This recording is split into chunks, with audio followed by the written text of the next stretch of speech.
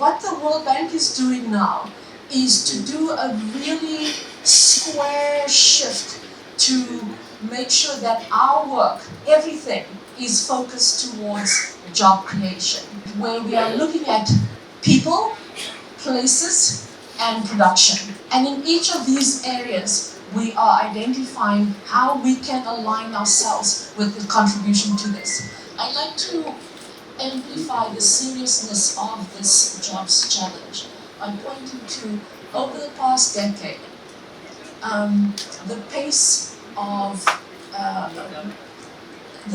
population growth and people entering into the job market by far exceeded the actual job growth. For example, population growth into the job market is 0.5% and the job market grew by 0.2%. This is an average annual number across the board. And so this number is not improving. In fact, we're getting further behind. So what discourages investors? What you saw on the board and what is in the report are electricity, access to finance, tax predictability, and then also corruption. I'd add a few others, skills as well as red tape. So what the World Bank is doing now is to do a really square shift to make sure that our work, everything, is focused towards job creation. And in the private sector, coming back to the point that I started with.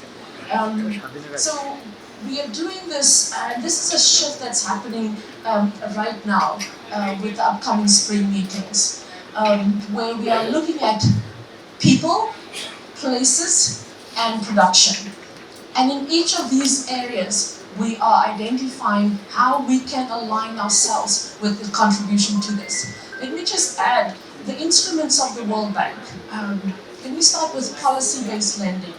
A lot of the constraints relate to cross-cutting systemic issues. Or, let me add also, access to finance, the stability of the financial sector, corruption. These are all issues that we engage with governments on through our policy-based lending. Then we have investment lending.